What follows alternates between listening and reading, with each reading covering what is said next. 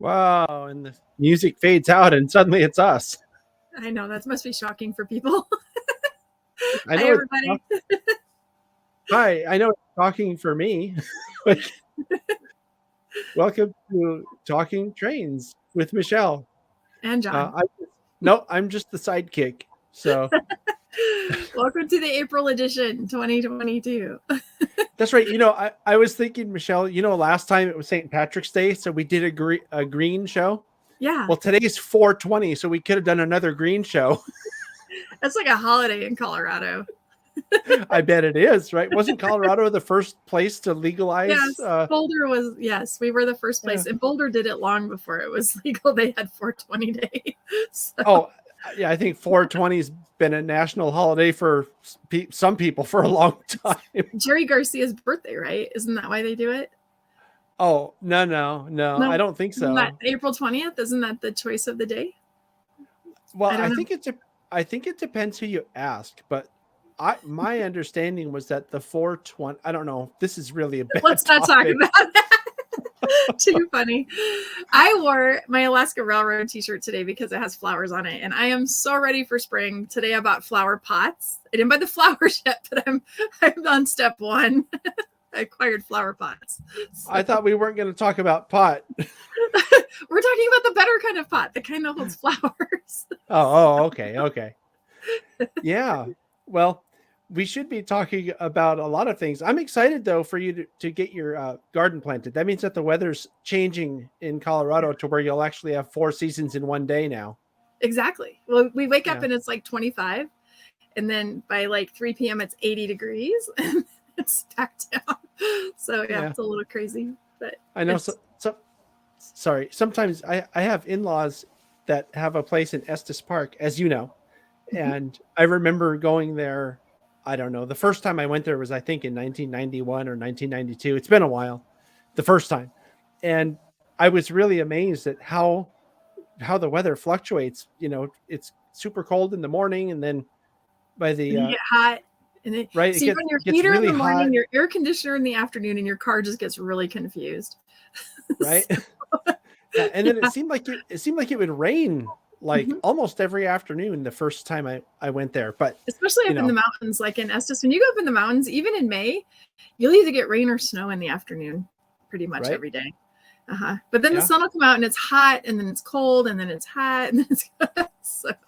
But we have interesting weather. I think it's fun. So. Anyway. Sure. Yeah. Well, we have we're dressed in layers for a reason. So correct. But it's a really nice day here in California today. In case people don't know, I come to everybody live here from the West Coast, and it's a nice day. Went for a good hike earlier, and I'm wearing my Cumberson Toltec shirt because that's what I put on when I got out of the shower earlier. I'm the only one that thinks about what I wear. Like if I'm wearing a t-shirt, it probably has a purpose or a meaning. And I own a whole closet full of t-shirts, and I wear them to support people and railroads and things that make me happy. And so I don't know if people know that about me, but if you watch my Facebook, I'm usually wearing a very specific t-shirt for something. So I think I've noticed that you do. You're very intentional with what you do. So I try to be intentional. So okay. No, well, we good. need to talk about trains. Yeah, that's what I'm sorry. That's what this is really about, isn't it? Well, I think our viewers are going to be like, I'm out if we don't start talking about. I wanted to talk about. We had a train show, and so I wanted to just update about that real quick, if I could. Yeah, well, fast.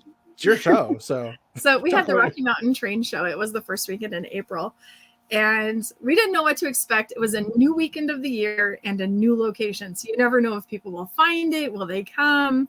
What will happen? And so we went to this new location, and a month later, and I was talking to John Gardberg, who is a person who does so much work to make this happen. And he told me I could, their big release is going to come out next week, but he said I could like sneak peek some data for you all. They had a little over 9,000 visitors in their 2 days of the train show. And the thing that blew me away was the amount of sales. So when they do this train show, you pay your taxes to say how much you sold through the show, and then the show turns, so they know what the revenue is. And there was $180,000 worth of business done at this train show. And if people think that model railroading is not a legit hobby, look at that. Well, there's something else interesting I think about. Well, I mean, it probably is pent up demand. I know a lot of people have been sitting around not able to do anything. So they're like chomping at the bit to get out there. And, you know. And I asked him about the past. And in 2019, like the pre-COVID year, he had almost 10,000 visitors. He had more visitors, but they only did 150,000 in sales. So definitely pent up demand on the sales side. I think everybody's ready to put their hands on product. And then once you do that, it's like, I have to own it. So they bought it. So. Yeah. Well, and I think that's what people like about shows in the first place, isn't it? Is the ability to see and touch what they're going to get. So. And it was lovely. It was so nice to have a train show. So, cool. Okay. Enough of that. Yeah. Well, I'm excited. We actually have, and people that haven't watched before may not know this, but we tend to have guests on the show. And we've had some really excellent guests. And these guests today are not that good. No, I'm just kidding. Oh, stop it. They're awesome. We have great guests today. I'm going to let John introduce them because he knows them personally. So. Yeah, I'm really excited actually because our guest for the first hour is Brian Moore, and people may know the name because, well, I knew who he was before I met him online because he models the Southern Pacific, and I didn't know that he's actually lives in the UK. I thought he was someone in California, to be honest, because he models an area of California, and it's such a good job doing it. And we'll get into that as we talk. But I found out when I met him, I call it e-meeting, right? Because we're meeting electronically. He did a really cool presentation for the SIG meet that I was part of in early February. And I didn't know this at the time until we hooked up and I found out that he's from Scotland, originally from Scotland, living in the southwestern part of England or Britain now. And I'm going to ask him that because I've heard people say you don't call it England anymore. It's UK or something like that. We need some clarification on that. Let's bring him on and ask him how we say something. Yeah, let's bring him on because otherwise we need to get him on sooner so people can get used to the accent here. Hey, Brian. Hi, welcome. How are you doing? Doing good. Yeah, so how are you doing? I'm actually speaking from the future because it's tomorrow here. Oh, that's true. 12:10 in Thursday morning. Oh, so we had this whole big thing about 4:20 and it's 4:21 already. Yes. Well, welcome. Yes. We're really glad that you were able to make it on. And it's an honor to be here. Thank you. It's good to see people I've known about for years again. It's a delight. And to see Michelle, because I've known about Michelle for years too. Look, and she even grew her hair out just for you. Oh, Lord. I'm trying to grow these bangs out. I'll cut mine tonight just for you. Yeah. I'd give you some of this hair if you want it, right? It's just awful. Yeah. So we met a couple months ago. I think it was in January, actually, when we recorded the layout tour. Yeah. And a version of that layout tour came out on this channel a couple of weeks ago, a couple Saturdays ago, I should say.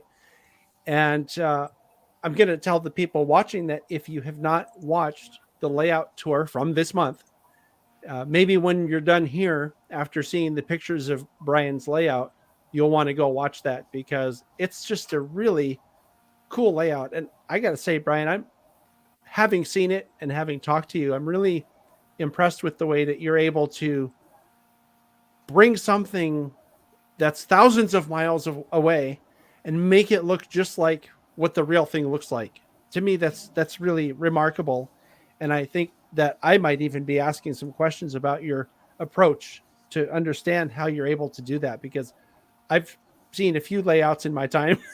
And I think yours having not seen it in person, but having seen the pictures of it is really capturing what you're trying to show. So I think that the main thing I'd like to say is the Guadalupe section is only the first part, and that's why it's only where it's been featured. And you can see behind me the very beginning of Guadalupe. But as you can also see behind me, it's going to go up to a second deck, and that's where Oceano is going to be. So the plan is eventually that the pictures that I'm taking of Guadalupe and the videos we're going to do stuff the same in Oceano and other places as well, so that we'll get 2.5 miles of open running, because that's what I've learned I want to do. And Michelle's huge layout that you've got, Michelle, it's that amazing thing you do of running trains in open country. And even though some of my shelves are only going to be 8 inches wide, there's going to be 2.5 miles of the coast daylight going at 45 miles an hour. And even that train, the non-stop, that's about 3 minutes of just going, and grade crossings and stuff, and then there's the slow trains, and there's the locals and the other trains you can put in sidings, and it's just the openness of it. That's what I want to do, the openness. So it's not just Guadalupe, John, and thank you for the lovely words. It's building a railroad to run trains on, and the biggest thing you learn about that is if you're doing it with yourself, 5,000 miles away from it, and not a pools winner or a lottery winner, you have to compromise. There are various ways you have to compromise big. I've tried to think very seriously about where my compromises are. And one of my big compromises is rolling stock. And my Coast Mail, for example, is the biggest nonsense of collection of bodged together bits of plastic and Walthers and Bachman and God knows what else. But it looks half decent. And the most important thing is it runs, and it makes a train go, and it makes a service run, and the timetable relates to it. And that's where we are. With compromise comes reality. And even in a 16 by 25 foot, 15 by 25 foot basement, it's still not enough. It's never enough. 16 to 30, you want 17 to 35. But that's too big. And the biggest thing that I've learned from this is the very limit of one person doing it with quite a lot of free time. And even if I had more money to do it, it's enthusiasm for it. And don't build too much. That's the biggest thing you learn. Don't have too big aspirations. Right. I think that's something that people struggle with too, is like someone will get this idea, hey, I want to build this massive layout, and they have a 20 by 30 basement, for example. Yeah. And they build all the bench work, and then they're like, oh my God, there's so much. Like, how do I even start now? Whereas if you're doing it in sections, that provides the instant sort of what would I call that? It's Jack Burgess calls it feedback. He says it provides feedback so you can see what you've done and say, I like this, and it pushes you to move to the next. Yeah, there's an impetus because you've thought about it and you've created it and it looks good, and that's the push on to do more. And I want to get up there. My biggest thing is getting up this hill where the cab forward is behind me here. It's 1.5%, and that's an intermountain cab forward, and it's not the most powerful thing in the world, let's face it. So I've had to solve that issues by building pushers inside boxcars and stuff to get it up the hill. But the only way I can run my railroad is to have it in 2 levels. And I hate the 2 levels like Tony Custer does and Bill Darnaby does, but it's the only way to get that space. And it's that I don't know anybody else. There must be a few people in the UK that can run a 2.5 mile free stretch without, that's scenic in their own home. And I hope to be one of them if I don't drop dead soon. But it's keeping it simple. Single track main line with 2 main switching points, a couple of other sidings, and lots of running in between. And that's what you do. Right on. Well, you have some pictures that you wanted to share. Should I bring those up and maybe we can? Please do.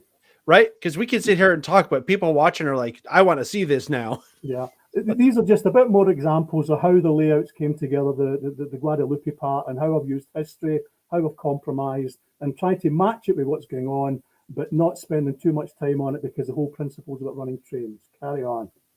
All right. Well, look at this. Look at that. It's Mr. Moore's Amazing Photos. Thank you very much. I love the title, by the way. I think it's great. Carry on. Right, these are very early days. This is 2-inch foam, 39 inches off the floor, Pico Flexi track, a half-built depot, an engine on that track, and just faffing around. What's going to fit? How's it going to look? And you can see even then, looking at it, that's the shape of the railroad. You've got a rough idea in your mind of what you want to build, and it's not that difficult to build that. And you can see the rack for the top deck that's finally going to come up the next year. Next picture, please. Yes, sir. Here's Bobby Zenk. About a year later, my pal Bobby Zenk, October 2017, all the tracks down, It's permanent. The main line is on 3mm cork. The rest is in 2mm, so the main line's slightly higher. And lots of testing, the point work and the motors before you actually start ballasting. Make sure it all works, and it did. And on we go. Next, please. And here we have the same yard, which has just got a bit of sand and basic scenery on it.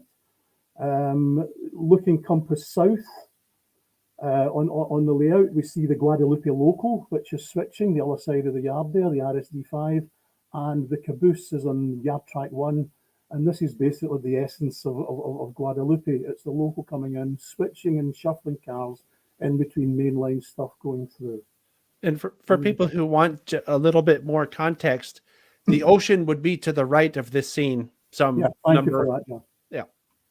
So the next one shows basically the idea looking north. It's the same yard looking north.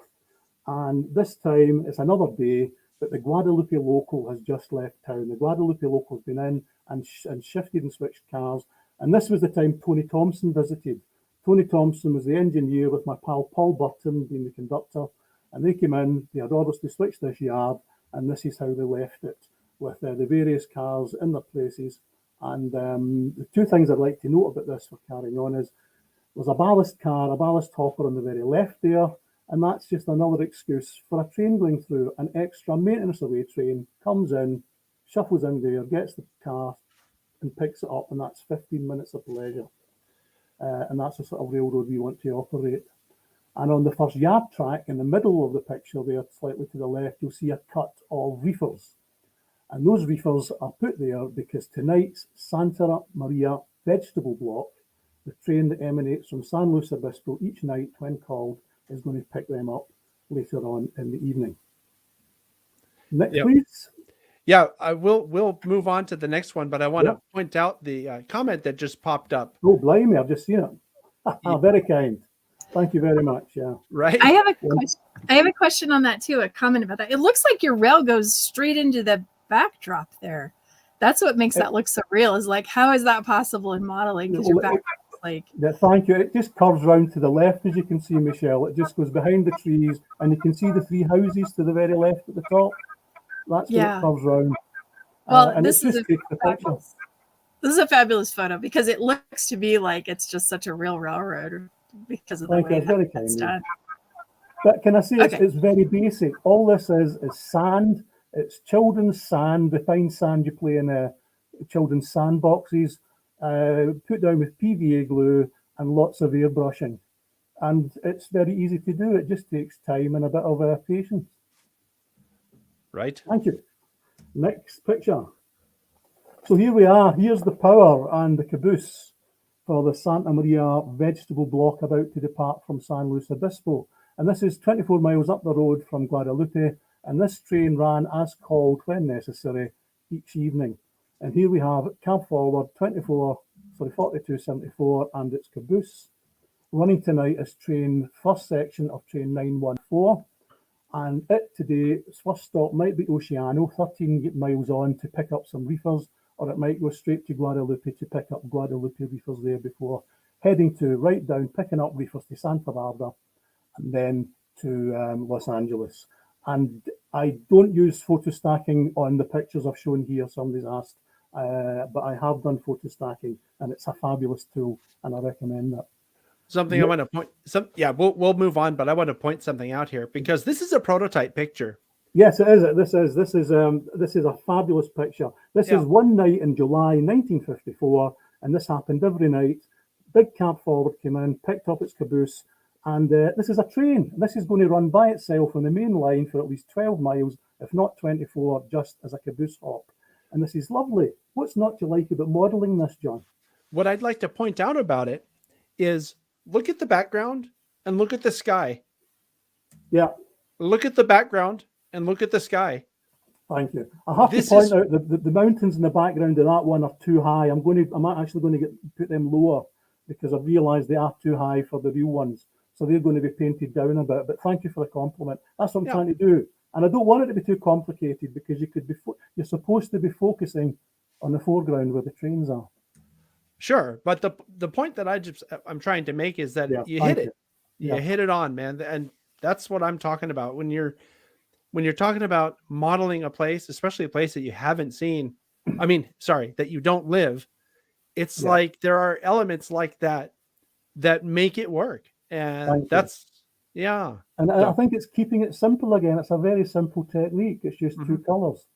Yep. The color of the mountain and the color of the sky. Yep. And there's not much photo editing in that at all. That's just how it is. You know, it's just splodged on poster paint.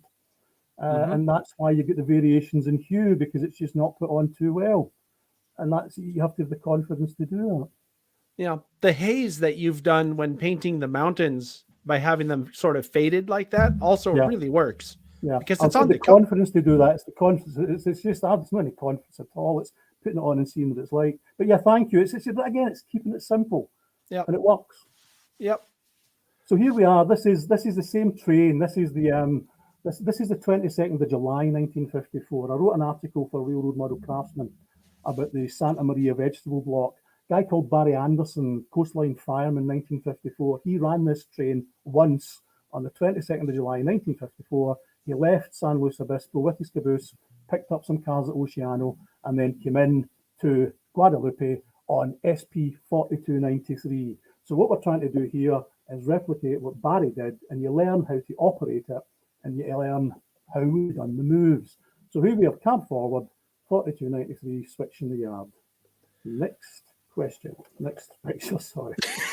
Next question. Jesus. Right. Here is the basic, this is a picture of the same train where you've got the caboose there waiting for the guys off, the conductors off for them for the orders. You can see the caboose end because the cab forward's left and switching. You can see the train order stand. You can see the train order signal, and then you've got the depot behind. So I took this picture after I did the other one, and I took it a couple of years ago, and then I was doing some research. And the next picture, if you want to show, this is a picture I found after I'd taken that picture, and this is a train doing exactly the same. At Guadalupe, you see the caboose, you see the train order stand, you see the train order signal, and you see the bay window of the depot. And this is what they did each night. The train came in. This is in the dark because it's in December, but it's the same type of evening, same type of train. And the big cab forwards came off the train, and it's pushed some stuff into the yard, and it's picking up reefers. And this is the sort of stuff I love to replicate, and it's easy to do with basic scenery and some cars. And I think this is what it's all about. So love it. I have another question. So, and this may have been answered in the previous times that we've talked, and I just don't remember. Yep. Or I may have never asked it. When you're building your layout, are you building for operations, or are you building because you enjoy making the scenes? Primarily for operation, John. I like taking pictures, and it's good fun, but I don't want to, talking about photo stacking. Somebody said, photo stacking is great. I've learned how to do it, but I don't want to spend all day doing a set of pictures when I could be building layout. Because layout is what I want to do. I want to run through Oceano. I want to run the coast mail to stop there, and I want to run right around the layout 2.5 miles to get to Guadalupe. Right. And the only way I can do that is to compromise the build. The second part of the question is, if you've already thought of this, is your operation scheme going to include more trains than would normally run on a typical day? It's going to be. No. We have Barry Anderson, the guy who I wrote the article with. He's given me the 1954 timetable, and we are going to run almost to the timetable. There's a couple of trains we're going to miss out and eat overnight because basically they're too expensive. I would have to spend several £1,000s in brass to buy them, and even making them with plastic, it's just too much. So I'll maybe run a few funny trains, as we call them. Maybe just some. I picked up some Erie Lackawanna coaches last year from a late pal, and I might run them just to replicate one train going through. But no, it's going to be every train that ran with the odd maintenance away extra. The Guadalupe local will come in, and it'll switch in between the trains running up and down. Operations are key for us. Well, if you run Erie Lackawanna coaches, it actually might work, because if you have someone who's illiterate show up to the house, you could just tell them it says Southern Pacific. Oh yes. Yeah. Just have a drink and carry on. Yeah. Just an idea. Right, exactly. Yeah, have another pint. yeah. Especially if they're at your house, because that's just America. It doesn't matter if it's one coast or the other. Absolutely, yeah. No. If you're going to run it properly, no, you can be in Antarctica or anywhere. If you want to run it properly, we'll run it properly. Anyway, next picture. Yes, sir. Here's Barry Anderson's train again. This is the one we wrote about. SP 4293 ready to depart on the passing track. And again, it's because we have a few dabbles with the picture. It looks good, but it's just that idea and this isn't a photo stacker. I took this just with one exposure, but it's a basic thing. You've got the grass that's easy to do with a grass applicator. You've got the ballast, which is just sand mostly. You've got some basic buildings you've half bashed and half made from Walther's kits, and that's all it is. It's just some colours, and it's not that difficult to do. What are you doing to add the steam and smoke effects? Is that just a Photoshop thing? That's a wee sort of basic Photoshop. That's just using a wee sort of spray paintbrush. Huh. Some people don't like it. I used to. I try to do it subtly, but it's the one thing that's added to this picture to make it a bit. What I try to do is if I take the smoke away, that's what you'd see if you were actually running the train, if you were operating it, if you know what I mean. Yeah. So I try not to overwhelm it with wee dabbles like that. But if it's going to be a posed picture like that is, I can't see any problem with adding it. And it's rule one, it's my train. Yeah. Well, actually having the Photoshopped effects added in there is what to me says Brian Moore took this picture, because these are the shots. This is how I knew who you were, because I belong to most of the Southern Pacific groups on Facebook anyone that I've seen, I think I've joined. And that's where I saw these pictures first. It was on the Southern Pacific Facebook groups. And so when someone said to me, oh, Brian Moore is going to do something for the SIG meet that I was on the planning committee for that. I'm like, oh, that's the guy with the Photoshopped steam on the pictures. I knew exactly who it was right away. I just didn't know, who you were in terms of like where you were. Here we are. Yeah. So, thank you. Right on. So, there we go. So next one is this is an actual picture. Is a Dallas Gilbertson picture from the same time of evening, because it's obviously May. It's much lighter. This is the same thing. The cab forward is switching a mixed freight train this time and picking up cars from the ice deck. And it's just that what happened each night at Guadalupe, a big, heavy cab forward switching the tracks at Guadalupe. I'm not sure that I realized so many cab forwards worked on the coast. Yeah, well, basically because the Donner Pass and all the other places were getting F units and ST7s and 9s and stuff, and then obviously the Jeep 9s. They get cascaded to the coast, so a lot of the cab forwards that served through Donner, they ended up on the coastline running at the last miles, and a lot of them came with the stack splitters to stop the tunnels getting messed up, and then they took them off. But I love cab, and that's how Bill Rogers and I, my pal, we can talk to Michelle about this later. My pal Bill Rogers and I, we started talking about cab forwards or back ahead and back up Malleys. None of the engine men ever called them cab forwards in 1954. That's what we have to remember. It's a modern thing by and large. Anyway, we'll talk about this picture. This is after some other Dallas Gilbertson pictures. These are the last two remaining 282s that served out at San Luis Obispo, 1953 at least to 56. And sometimes they met up. And here's 3251 on the left and 3264 on the right, with its caboose. So if we go to the next picture, oh yes, we shall see the sort of reality of this happened 1955, I think, December.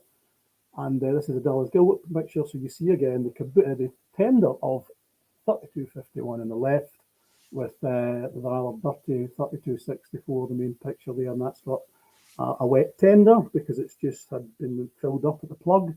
And it's got a caboose behind it, and it's switching the ice deck probably. Mm-hmm. Next one. So here we have the actual model picture. It's nothing brilliant, it's easy to do, but I just like being able to replicate stuff like that. So you get the same tenders, the same engines, and the same positions, and it gives me pleasure to do. And there's a wee dabble where with the steam added, but as I say, if you take that away, it's essentially, you can do that in the layout, just be setting these two engines up behind me now. Yeah, I want to go back and just to do a little comparison here. I hope that's okay. It's just cool to see that. On. Yeah, it's very cool to see that.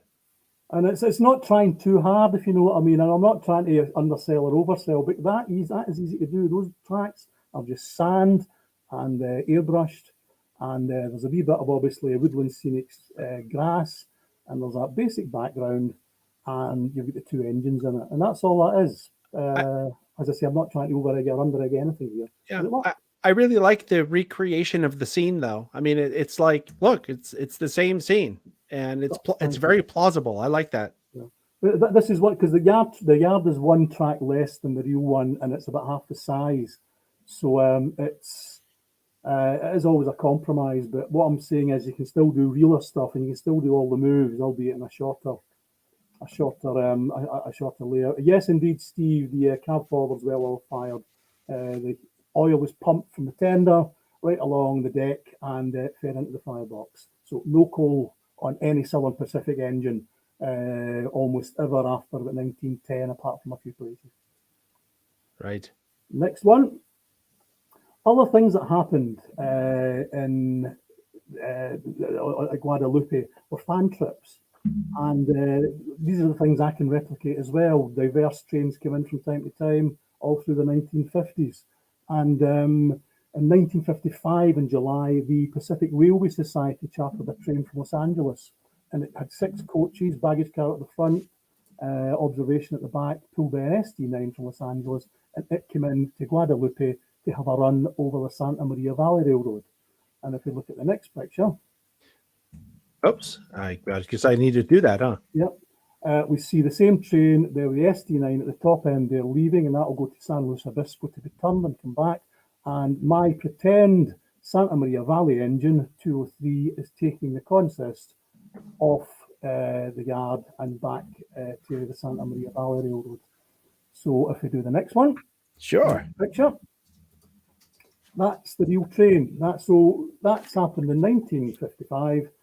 And it's roughly the same train as we're pulling. And you can see the compromise again, but that's Santa Maria Valley Railway 21, the surviving steam engine. And mine looks quite like it. And it means I can do it. I'm compromising with what it looks like a bit, but 9 out of 10 people wouldn't know the difference. And 1% of the population otherwise would get annoyed about it, and I don't care because it works. Yeah, there we go. So there's a thing that says it's your railroad. You get to do what you want. Yeah. Oh. Well, it's your right to not care what other people are going to say, because honestly, looking at your modeling, if someone's going to complain about this, they have to figure out something better to do with their lives. Oh, I mean, slightly flippant. You know what I mean? No, it's just, but I think you do get they're called in the UK armchair modelers. That just sit in their armchair and pontificate and never do anything themselves. They don't get off their arses. They just sit and talk to their pals about other people. And they're everywhere. But if you're going to model stuff and put your stuff in a public forum like this is, you have to be able to take the criticism as well. There's nothing worse than the snowflake people who do, I don't want to show my pictures because people criticize. Even if people get your stuff wrong and you put them right, if they become snippy after that, yeah, take them on, argue with them. But if you're going to put anything on the public forum, you have to explain that's life. Life's not fair. But anyway, we get by. I think it works. I think it works just fine. Thank you very much. Thank you for your support at this difficult time. Yeah. Well, I also model early 80s at the club, and this is just an example of just using the same layout, because even though Guadalupe is made to serve 1954, it roughly looked the same right through to the 80s. And this is just the Coast Starlight coming through, a couple of Cato engines, weathered up a bit and renumbered. And it's just some basic Athern coaches behind there to serve as maintenance away coaches. And again, it looks good, and it's good to take pictures, and it rings the changes. Next picture. Same train again running through. By 1982, the depot was long raised to the ground, but it still serves its purpose. It still looks okay, and that's it's a decent picture. I like it. I like the weathering on the side of the lead unit there. What's that? Just did it catch on fire? What's the story? That is a real effect on the unit, but it was basically more to cover up the renumbering, because if you look at the next one, the numbering, the red was too bright, And I got it a bit better on 339, but the number on the other one, 376, I think it is, the red was really difficult, so I just decided to cover it with grime. Oh, and you can't tell. it looks Well, good. It so looks it does, thank you. And it kills two birds with one stone. yeah, it looks plausible, as I will say. Next picture. Talking about compromise again, this is my 4 what I call Southern Pacific consolidations. These are 4 quite modified Bachmann engines. The problem is accurate Southern Pacific brass engines cost a fortune, and I need at least 4 to run my locals. So I've used the Bachmann consolidation. I've done a lot of alteration and bodging. They're not brilliant. There's a good few compromises with them, but I've replaced the tenders, I've bodged the tenders, and changed the domes. The front ends are very altered. But again, there's the compromises, but the difference is, again, they allow me to actually run the trains. And they've all got sound, they all run reliably. And I think that's what anybody wants. That's what Michelle wants for her railroad as well, reliable trains, because there's nothing worse than things that are not reliable. I had a question. True. That's true. I had a question about this too, because I think I don't remember now, but there was a time when I thought I remembered hearing you say that you used the Owl Mountain Models kits to modify the Bachmann engines. Do I remember remembering that right? These are Jason hasn't released them as yet, I don't think. I was lucky enough. I offered to actually try them out on 3 of the engines. The bottom 2 and the top right, they have replacement cylinders from Jason Owl Mountain. Or molds, or actually replacement molds for the original Bachmann ones, which were much fatter, and also replacement rods. What Jason sent me was fabulous, but I had to alter it a lot in order to make it work because it short-circuited, and that allowed me to have these engines.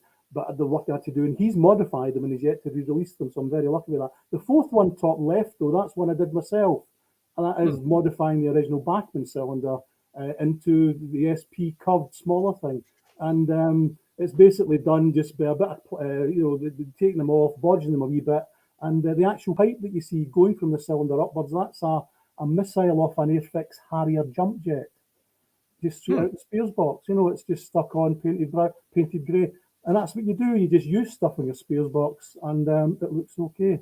So again, that's just an example of bodging and doing stuff to get 4 reasonably okay engines, but they allow me to do what I need to do with them. Right. Next one.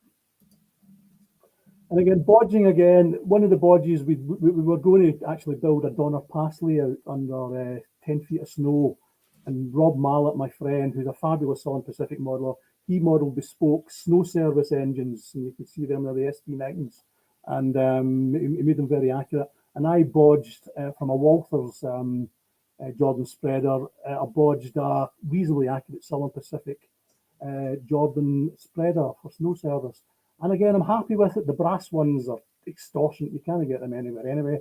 And apart from the windows on the middle hut, which I'll need to change, again, it's something you can do. It's a bodge thing, but allowed us to actually run the trains and pretend it was Donner Pass. Next one.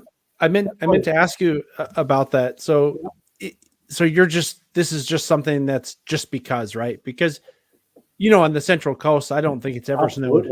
No, this is on my Quisling module. This is just here to say, look, this is what we can do, and we run it modules, and that's a train. That's an accurate train. That's a 2 ST9 snow service 4343, 4350 Jordan spreader 4030, accurate as any you'll see. It's a pleasure to run through the old club layout. Icebreakers too, I see up here on the top. I made them from the thinnest brass. They don't go up and down like some people's do, but they look good enough. And very cool. Happy with them. And the next picture shows really some flighting buildings. Oh, sorry. That's okay. So this is with added dandruff. But again, just a wee sort of dabble with some effects. And this is a Jordan spreader with the 2 ST9s, and obviously the flanger with a later Jeep 38-2. And it's just a picture you can take again. It's taken on the Quisling module, Central California. Who cares? It just looks Southern Pacific. It just looks a good picture, and it's just something you can dabble with. So stuff like this gives me pleasure. Sure. It's very cool. And the very last picture is basically what it's all about. This is Guadalupe Yard, switching reefers, 280 at the top end there. The Guadalupe local has arrived, and it's just drilling reefers, and all it's doing is its job as it does every day. And this is the idea of what my layout, Guadalupe, Oceano, 2.5 miles of running, and lots of interesting trains. And hopefully about 2 years' time, it'll be finished. Very cool. So that's it. Very All right. cool. And this picture again goes off into the backdrop. That was such a cool photo. Thank you. Yeah. Of course, I made it go away as you're talking about it, Yeah, Michelle. right as I'm saying that, but see how it just goes into the horizon? It makes it look so real. Such a great photo. It is obviously, that's about 10 feet of stretch, and it's the camera just placed in the baseboard. But yeah, it's just lining it up and doing it, and it looks okay. Thank you. Yep. It looks more than okay, I would say. But yeah, I'm excited. I think that's really cool. Thank you very much. We'll make that go away so that we can have our amazing talk. You'll notice this little thing crawling along the bottom of the screen. Oh, I do, yes. I forgot that I wrote that a couple weeks ago, and this whole time you've been talking, nobody knew who you were, and I could have had that running. Yeah. How many thousands of people have you lost, John, because of that? I know. See, I'm a complete failure when it comes to doing these live things. I'm gutted for you. Gutted. Yeah.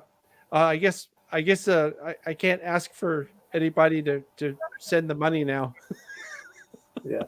Yeah. Next time. So, but thanks for sharing. I do think that anybody who's seen the Central Coast of California, looking at those pictures, would just be like, oh, I mean, he nailed it.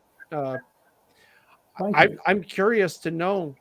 I mean, what are the challenges living as far away as you do? You just have to work off photos, right? I mean, yes, it is. It's photos and research is everything. And as I think I said to you before, I get really annoyed with these guys who say they can't afford the research books because they're far too expensive. And then a week later, you see them with 3 new sound-equipped engines that cost like 600, 700 quid.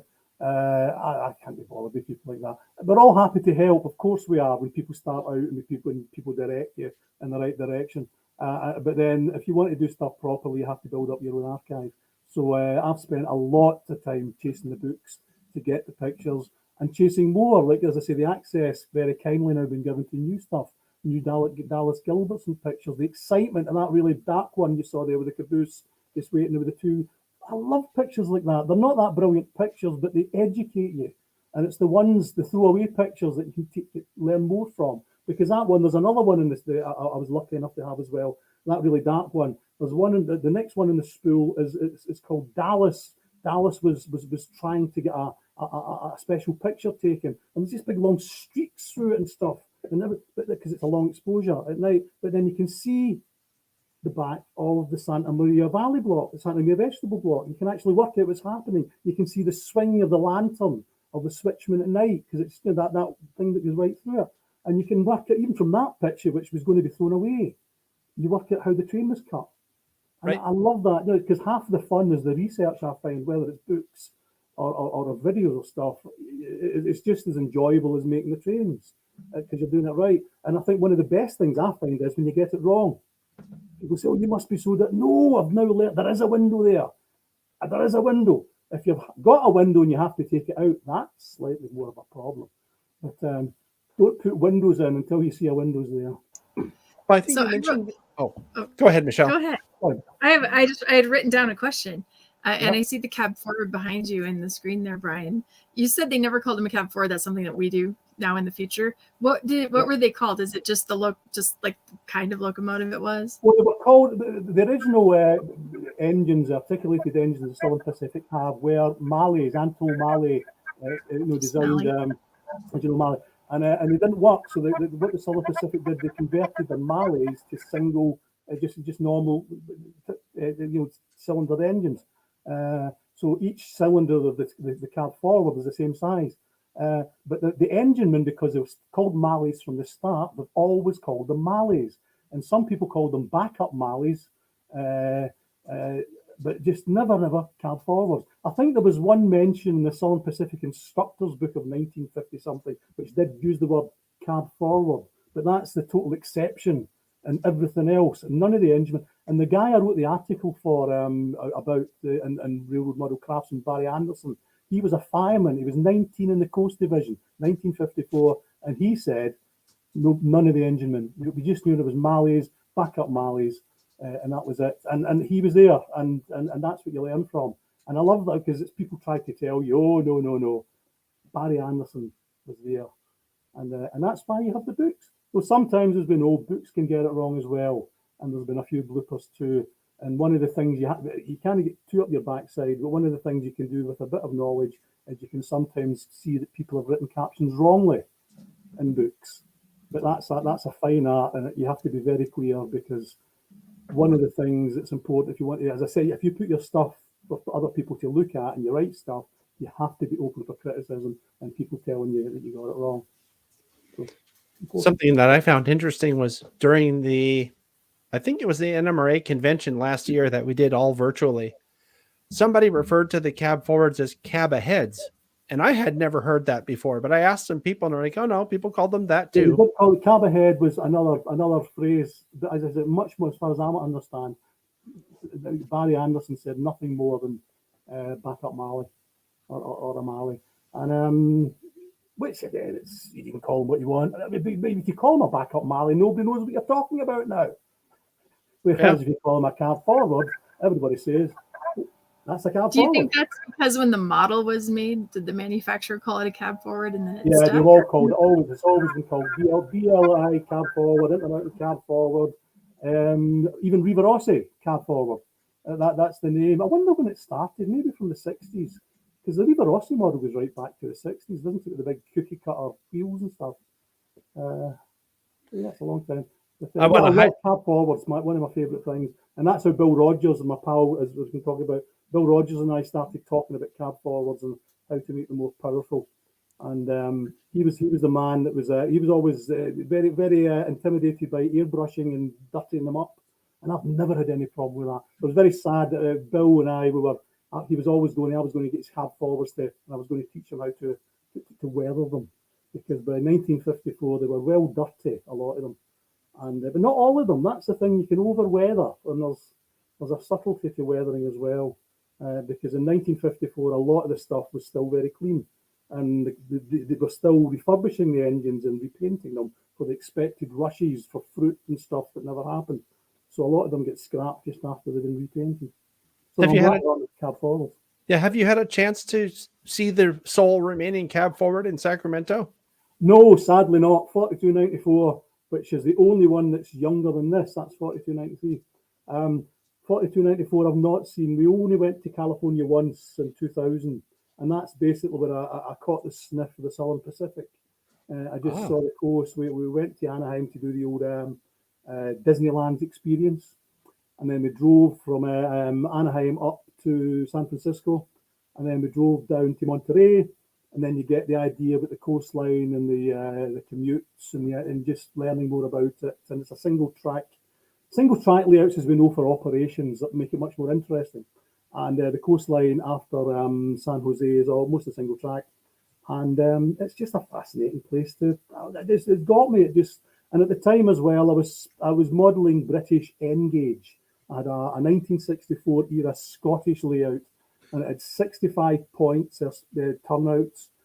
Mechanisms of British N-gauge equipment in the 80s and 90s wasn't the best in the world, let's face it. And even the basic Athern mechanisms with the flywheels, far superior to anything that was running in Britain. So in 2000, came across to America, went to an Anaheim shop and bought myself a Bachmann 280. That's one of the engines I still run. Is a Bachmann 280. And but I doubt we'll go back. I'd like to go back to the States one of these days. But people come and visit me, as we know, so anybody's welcome. Come on over, Michelle. Bring your T-shirt. And another plane. I'd have to get a T-shirt in there, and then that would be fun. Yeah. So we have a lot of us. We're very flattered. We've several people have visited. Tony Thompson came and visited, which was wonderful, and Mary and Jane took Mary away to some various places in the trains, and we went to. Tony and I went round the pubs of the Barbican with Mary and Jane, having some beer. And we did that with Bill as well when Bill and Jim came. We took Bill and Jim round the pubs of the Barbican. And other people have come as well. It's just Spen Kellogg. Spen Kellogg came to visit us as well, and he was very Really? fond of cider and the Barbican, and we see people, and it's lovely. And Scott Inman was going to come here for his honeymoon. Scott Inman and his wife. But wow. then because of COVID stopped because we were Southern Pacific Man, Scott Inman. There were ways. We're We should 5,000 tell miles people. away. Sorry. We should tell people who we're talking about. So we keep mentioning Bill Rogers. We both have this mutual friend. We unfortunately lost him right at the beginning of COVID, not to COVID, but just lost him then. And Bill is the man who really put the Colorado Model Railroad Museum on the international map by creating all of our YouTube videos. And if you go to Bill Rogers' YouTube channel, you will find the most amazing videos of the Colorado Model Railroad Museum. We didn't even try to make our own. We just use Bill's. And we just link to Bill's and go look at Bill's because they're amazing. And when Bill passed away, he willed his YouTube channel to the museum. And what a gift. Just a wonderful treasure for us to have those. You'll see the longest train. You'll see all kinds of trains. Anytime we were having a special event, Bill would come and video it and make us a video. And the DVDs we have in our gift shop, made by Bill. Just, yeah. But he went and visited Brian. So. He visited us 3 times. I met Bill 3 times. First time was in 2012, I think, where him and Jim were on the Queen Mary. And they were going from France to America, but the Queen Mary stopped for 10 hours in Southampton. So I drove to Southampton, picked him up. We went to Winchester Cathedral, which Bill and Jim wanted to see. Then we went for a curry, talked about cab forwards for hours, and just started again because we'd known each other for 3 years anyway. And then they went away, and then a few years later they came back. They visited Plymouth, did my loft layout, and there's a wee video on Bill's YouTube channel of my loft layout from about 8 years ago, which is still there. And then about 3 years after that, Jim was repairing an organ that belonged to the Rolls family, Sir William Rolls of Rolls-Royce fame. And they came across, and Jane and I went up, we stayed with them in Wales and made a fabulous time again, just having such a hoot. And we all got on together. And sadly, as I say, but he passed away, but he was my fast friend. And we shared stuff, and we talked. He was quite a lone wolf modeler, I think you'd agree, Michelle. Although he was very gregarious, he kept himself to himself. Oh, I just thought the world of Bill. I actually had the privilege and honor of speaking at his funeral about what he did for this hobby to his friends and family who didn't really understand how broad and deep that was. And so I'm going to cry. Okay, we had to time. So. No, that's fine. Because that's the sort of effect he had. Because he was such a private man, he didn't share all this stuff. Because I was very privileged because when we know us early, we talked about various things and achievements and things. And then you saw my stuff that I was doing, and it was that single man building a railroad. And we took such pleasure out of both understanding what that was like. And he would tell me and say, trust yourself, build it once, build it to last. I don't want to take that bloody thing down again. And oh shoot, that's what he said. And it was stuff like that, just delightful. And but as you say, his legacy is his channel. His trains may have gone and stuff like that, but his legacy is his channel. Who else can say that? And here we are on a YouTube channel. It's interesting because I think he is kind of the beginning of what that looks like to leave a legacy in YouTube or social media. He has left us a legacy, and what an honor to have that. So, yeah. Yeah, that's great. I can say that I also knew him. Well, I knew of the Colorado Model Railroad Museum first because of his videos. I remember seeing him going, wow, where's this? You know, like absolutely. And it's that magical thing that the internet's now connected us all together. Like, you know, here we are. I know Michelle, I know you, I know Bill. We talked about Tony Thompson, we talked about Spen Kellogg, who I've drank cider with in Plymouth Barbican with the Mayflower left. You know, we've knocked it back and drinking cider on the Barbican, people you know. And even if we all don't physically meet up, we feel as if we know each other a bit. And that's, I couldn't model Guadalupe and Oceano 20 years ago because the internet didn't exist. I can't do this. I'd be doing something different. I just love the fact that this connects us all. Who'd have thought we'd be doing this? Like Star Trek. Don't you think? You know, I know it is tomorrow, as I say, because I am speaking from tomorrow here, aren't I? I'm in Thursday. But this is just great, and this wouldn't have happened 20 years ago. And talking about Bill in this channel as well makes it even better, celebrating Bill's stuff and showing off my stuff and finding out what's going to happen. Great. It's interesting you mentioned, having people that you've met online, and that's happened to me a number of times over the past, 10 years, where you've known people online for 3 years or whatever it is. And then you meet them in person. And I have to say, I think probably everybody that I've met in person was exactly what I expected. Like they weren't fake people on the internet. Like sometimes running, they say that, oh, you can be anything you want to be on the internet. But the people, at least in the community that I've met in the model railroading and in the prototype railroading communities, they're all exactly what you expect them to be. I agree with that. I get that comment too. They're like, oh, Michelle, you are just like you are, which means I'm just as goofy in real life as I am here. Yeah, but that's what we like about you, Michelle. I mean, what do you mean? You wear these t-shirts all the time? Yeah, I'll be wearing a different t-shirt all the time. I really do. And I have the best job on the planet because I can wear a t-shirt to work almost every day. That's what you want. That's what it's all about. And it's this idea again. I mean, the people at Bobby Zenk, my pal Bobby Zenk was in the pictures as well. He's written the big Klaus Maffei book about the 9010, and the fact that he knows Howard Wise, who's in charge of that project. With he was the Jeep 9, the last commute Jeep 9, and the names just all come out, and the people at Bill knew as well as the one who spent, and it's just a delightful thing, and it's because in the past these vague authors you sort of revered a wee bit, but you didn't have any interaction with them, and you find out as well when you do meet people, as Michelle, they're real people, with their slight flaws as well, and but that makes them humans. Because it's too easy for us all, I think, to treat modelers that we respect as these gods, distant sort of, and it's not. And I think this breaks it down a bit. This visual thing breaks it down. Here I am, I'm dressed in a onesie.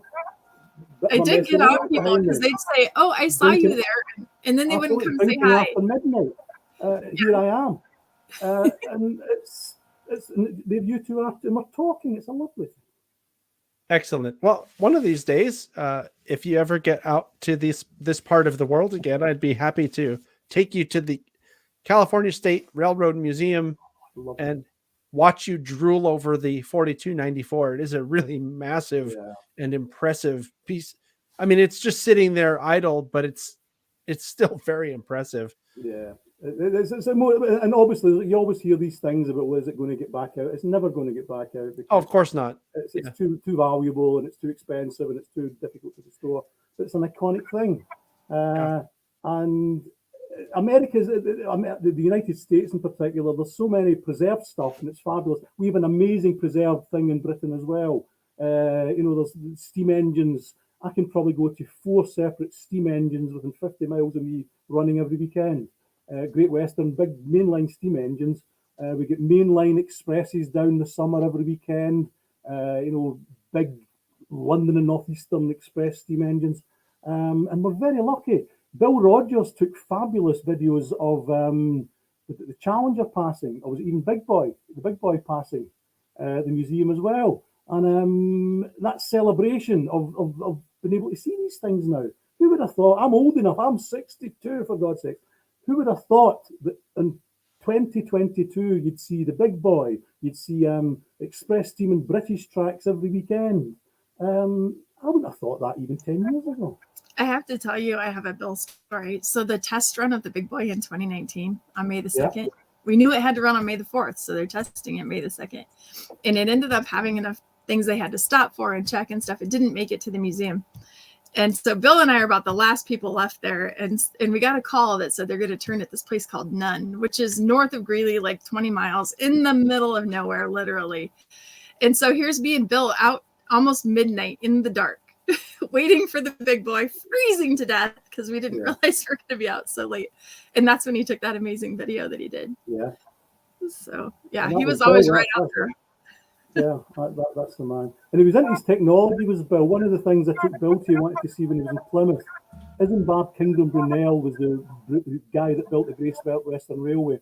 and he also built the biggest bridge from Devon to Cornwall to take the Great Western Railway. And it's a very famous bridge, and Bill wanted to see it. So I've got a fabulous picture of Bill and Jim in front of this enormous bridge, a British railway bridge, and he was almost shaking.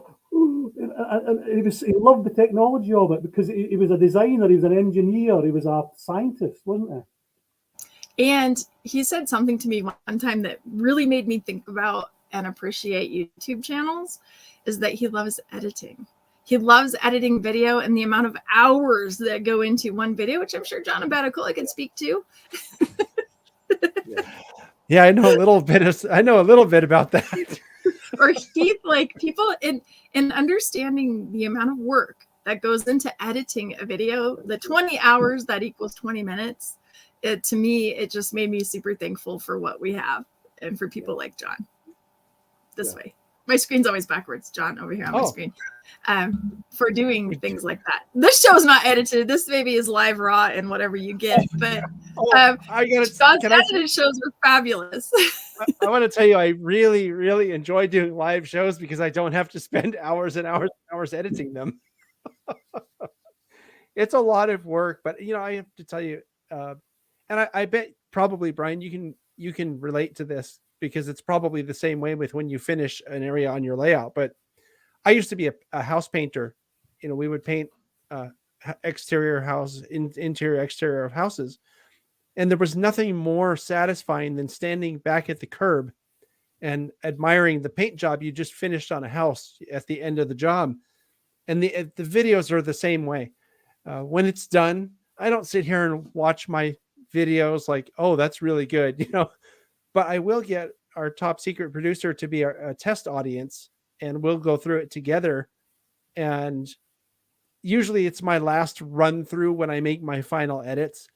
But when something turns out, the way you wanted it to, it's really satisfying. So that is something that I will say. So I would imagine that probably when you finish an area on a layout, you can stand back and say, wow, that really looks good. So well, it's taking the picture, I think, as well, of that yard without anything else happening in it. It's just a yard that the train's just left. Yeah. And it looks okay. As I said, it looks good.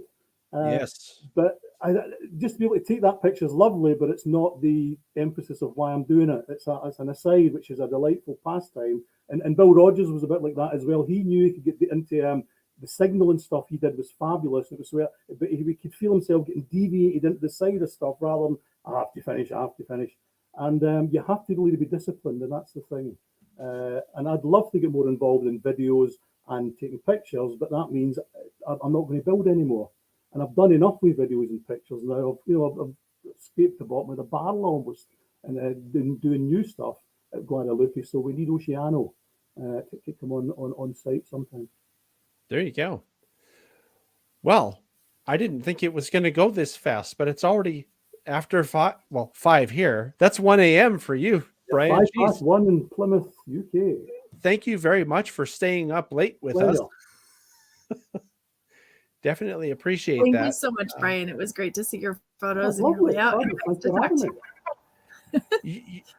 I'm sure I speak for Michelle when I say that you're welcome back anytime. If you ever have a model you want to show off, or a new picture that you're really proud of, or maybe a group of pictures that you'd like to show off. We do picture shows quite a bit. I'd love that. Thank you very much. And it's great to meet you, Michelle, as well. And John, thank you too. And I am now going to sign off and go to bed. That's okay with you. Absolutely. Thanks, Brian. Take care, man. Bye-bye. I'll talk to you soon. Oh, that's great.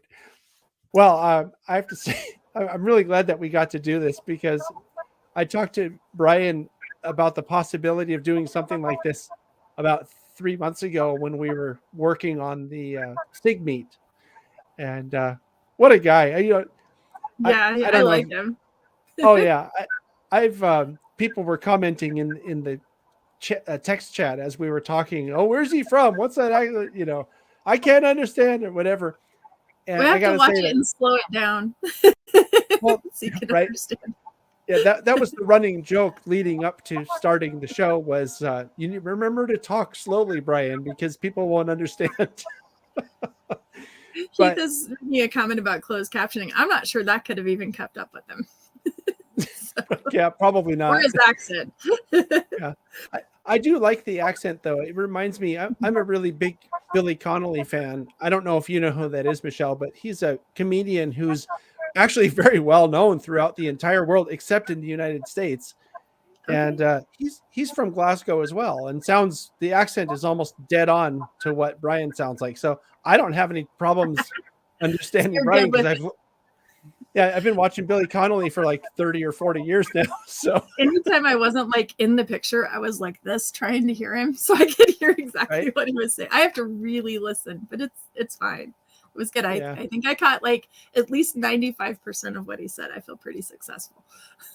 well, there you go. And I have to keep muting my audio, everybody, because I guess my laptop makes noise. And so sorry. So I've been kind of muting on. You need these. Yeah, I do. I have a setting somewhere. I think that will make, well, actually, I don't know if it's the headphones as much as an external microphone that will fix that problem. No, So- we're using an external microphone and it's not fixing the problem. We're using this mic right here. I don't think you are. Tap it. I Tap don't the know. microphone. Supposedly we're supposed to because that's what I have. Put it in the picture and do that. Put it in the picture. Yeah. It's Yeah, not, is it? Even though I have it that's not- selected. That's not where the sound is coming from. It's coming from your computer. And the internal microphone is picking up all the fan, and it's creating a real problem. Like, And I whenever thought somebody- I did it right for once, and I still didn't do it right. Sorry, guys. Sorry, everybody. Michelle's tech challenge. I bought the microphone. I just evidently didn't use it right. Okay.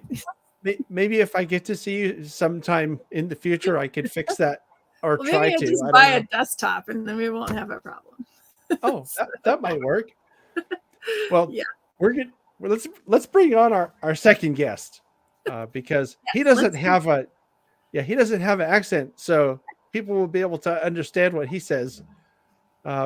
This is my friend. I've known John now. Okay, so our second guest is John Wiley. I'm going to bring him on here in a second, but I want to tell this story because I think it's funny. The first time I met John, I was doing a layout tour video at the South Bay Historical Railroad Museum, and he was making a bunch of noise off screen, and we had to keep restarting the cameras. So that was my introduction to John. And now So I'm here's not your the only one. Okay, good. Sorry. here's your introduction to John. Hi, everybody. Hi, John. No one had told me you were going to be there. I was working on the layout. What do you want? Yes, First. Yeah, blame it. I think Woody, that was another guy at the layout. I think he set everything up, so it was his fault that you didn't know. Yeah. No, it wasn't my fault. I didn't know you. But that was. Well, we all see how that turned out. I think I looked it up recently, and I think that was like 6 or 7 years ago. So Well, it's probably longer than that, man. you've had the displeasure of knowing me for a while, John. Sometimes it's all right. So we have you on because you recently did something really fun, Yeah. Went up And- to SoundRail. right? So to let people know what this is, SoundRail is, I think it's an official OPSIG event, isn't it? You know, I don't know. It might be. I mean, a lot of the OPSIG guys were definitely there. I mean, it's promoted through OPSIG to some degree, I guess. Yeah. Okay, hold on. Nick. You're saying SoundRail, like hearing sound. Yes, SoundRail. Yes. Rail. Okay, I just want to clarify that. It's a play on Puget Sound because it's in Bellevue, Washington, outside of Seattle. Yeah. Okay, Puget Sound, SoundRail. There you go. I like it. Okay. I put it in the text if you want to see it spelled out there. And anyway, SoundRail is basically, it's kind of an invitation only type thing for people who love to do model railroad operations. Well, And- it's not like exclusive invitation only. They do send out invites, but you can go on the website and say, "Hey, I want to come," and they add you to the list. Right? Yeah, So, Okay, so this is like our Rocky apps. Like they do these around the yeah, country. just like that. Okay. Yeah. All right, Mhm. I got it. yeah, I we actually have joined one- OPSIG and I see that stuff now. So Oh, I get good. it. Right on. We have one in the Bay Area. Well, we have a couple in the Bay Area. One of them is called Bay Rail, and it's kind of the same thing. They do Prairie Rail. I think that's in Oklahoma. Yeah, there's one in Texas. They're all over the place. Yeah. Yeah. So okay, now that's going to be confusing because I always thought that the word rail after a word was like winter rail and summer rail, which are the two big photography things. Right. Okay. No, you got to get out your decoder ring to figure out what's going on. Yeah, so if it's not a season, then it's an ops thing. Otherwise, it's a photography thing. If it's I'm sure there's exceptions to that I don't know about too, though. Sorry. Yeah. That happened around the same time, actually. Winter Rail is, so for people who don't know, Winter Rail is something that happens in Corvallis, Oregon. It used to happen in Stockton, California. Yeah. Which is not the best place you'd want to go. I know because I used to live there many years ago.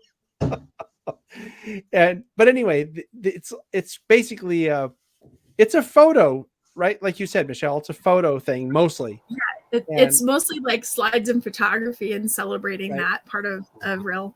And people that have amazing photography go there.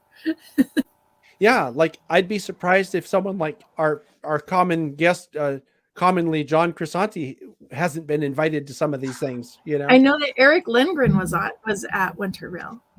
Cool. So yeah, so some of our local guys have gone, but yeah, exactly. But SoundRail's more of an operations thing, and John went to it. And the first time John went to SoundRail, I don't know what happened, John. I think you were just up there and you called me up or you sent me a message saying, hey, you want me to take some video of these things?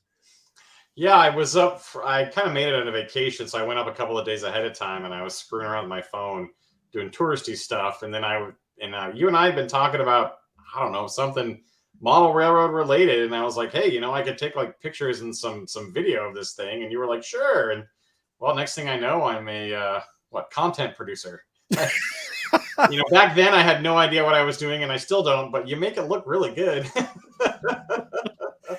Well, I mean, it's hard to make something look good if you don't have something good to start with, too. So it's not, don't be too harsh on yourself. Oh, that's all right.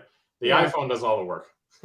So I mentioned the show because we actually did. It was like a mini series, right? It was 4 sort of short videos: day 1, day 2, day 3, day 4. This time, we did the same thing. John went up and took a bunch of videos, got some people from, on the layouts to talk, and it's actually edited now. We finished the editing here last week. Mm-hmm.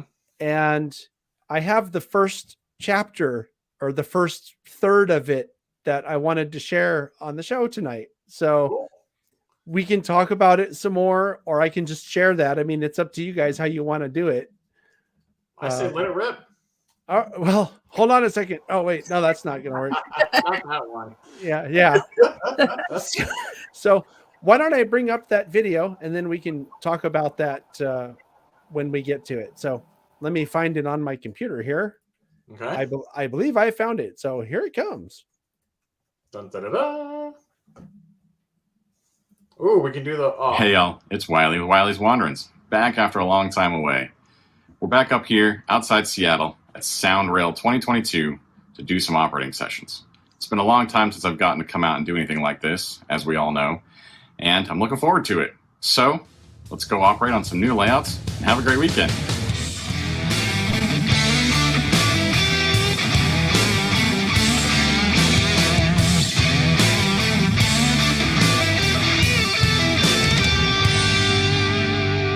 Hi, I'm Bill Messicar, and this is my Santa Fe Southern California layout. It features citrus packing and movement of refrigerated cars by the Santa Fe.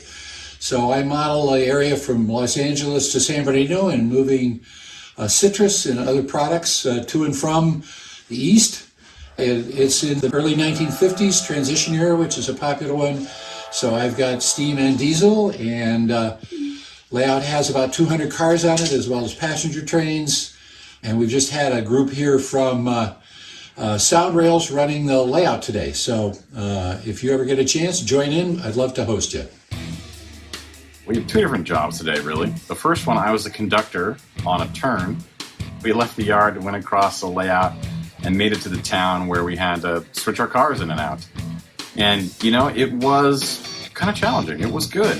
I switched cars in town before and seen the switch list, but it's still not something I feel smooth at or fast at. So today was a good sort of learning experience where I feel like I gained a bit more insight into how when you look at a town, and even if you have a diagram, you can sort of see where you want to put cars, but you also have there's cars that are in your way, there's cars that you have to move and put back, you have to serve multiple industries, sometimes by going back and forth between them, where you're removing the same cars 3 or 4 times. It can seem frustrating, but at the same time, I was able to sort of look at some of it today and figure out, okay, I could plan these 2 cars are going to go here, and so I could stack them up and then use a third one to move them that I could then leave in place because I don't need it to go out of town on the train. It took a while to get in that groove, but I feel like it gained a little bit more speed or just ability to sort of visualize it, which was good today. I'm making faces. That was the first job. So I was a conductor, and the guy I was paired with was the engineer. So he was driving around, and I was throwing switches and uncoupling cars, and that was fun. And then we switched roles for the second job, where I was the engineer, he was the conductor, and we built the Grand Canyon Limited eastbound out of the yard to do a passenger train run through the layout. And for that, we actually had to switch cars in the coach yard, the passenger yard, the terminal. He has a part of the layout that represents LAUPT, Los Angeles Union Terminal. You had to, switch the express cars on the track to get the express cars you needed and the baggage cars you needed. Then you had to go another track to get the coach and chair cars you needed. Then over here to get the sleeper cars you needed. And then you had to go and get the diner and the lounge and put them together in the right order. So it was surprised at how much switching was involved to put together a passenger train, which you usually just see a bunch of cars in a row and you run it around and you're done. So that was nice because we got to do some switching there, and I was driving that around. And then, we took it around the layout, had to stop at stations in towns around the layout. And we also got to, of course, ruin the other freight guy's day because we would come right through town to try to make a nice switching move, and they have to wait for you to come in and stop and put people on and off the train and then leave. So that's fun too, And I liked it. It was good. It's good. Ran it with a couple of nice war bonnet F units, which always look nice running around.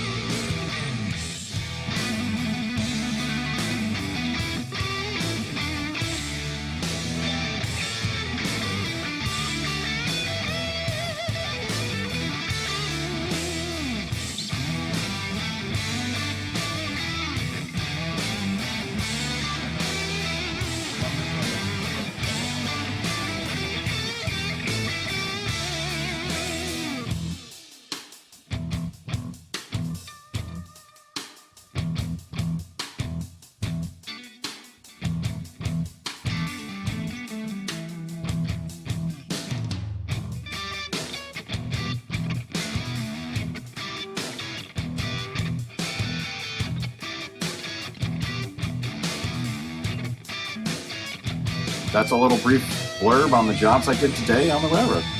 All right, thanks, and I'll see you later.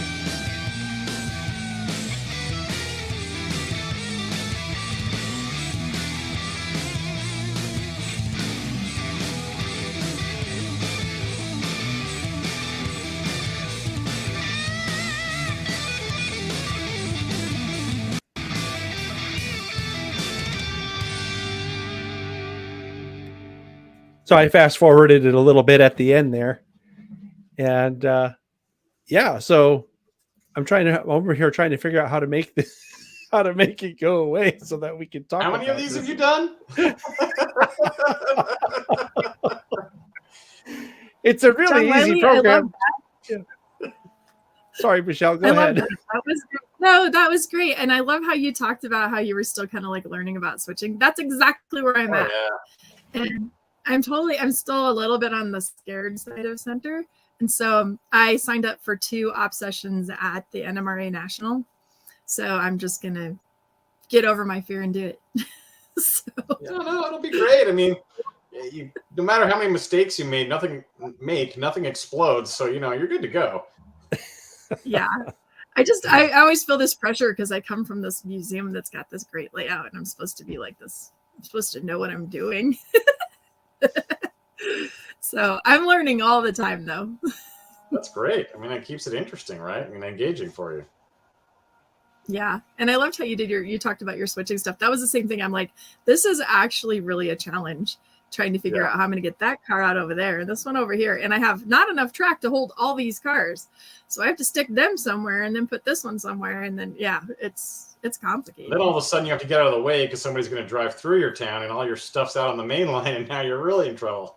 You got to go move all that and get out of the way. Yep. I think I might like the passenger service. Maybe I can just be the one in the way. Yeah, or a through freight would give you the same thing. Yeah, I like through. I love coal because coal just moves. It just keeps going. That's what I'm always like, I'll take the coal train. I'm not sure which museum layout there.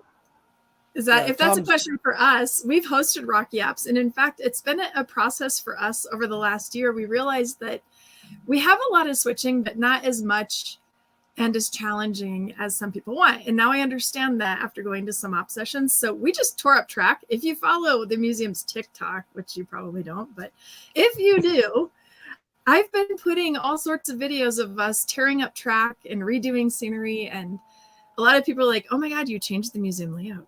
Well, guess what? It's modeling and we want it to be fun. And we have this rule that it needs to be fun. So we tore up a bunch of track. Great rule. So, we have a daily train that'll be the Lakeview Local, and it will come out and it takes 3 hours. Mm-hmm. Our fastest person did it in 3 hours. Wow. Of switching. So it'll be a challenge. When you have a pretty big canvas to play with there and come up with new ideas, so that's great.